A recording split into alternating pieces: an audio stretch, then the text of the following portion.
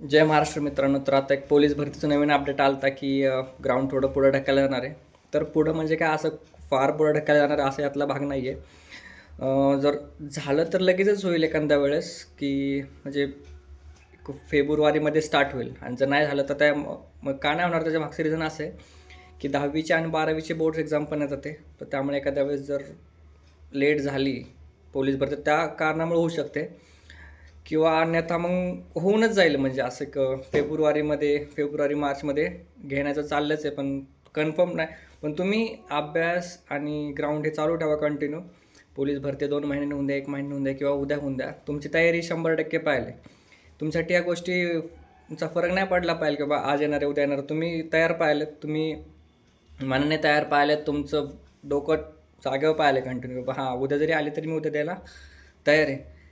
आपण वाट नाही बघायची पोलीस भरती कधी येते. पोलीस भरतीने आपली वाट बघितली पाहिजे की बाबा हा कधी येतोय असं. ह्या लेवलवर तयारी ठेवा आणि माइंडसेट ठेवा. 100% होतं.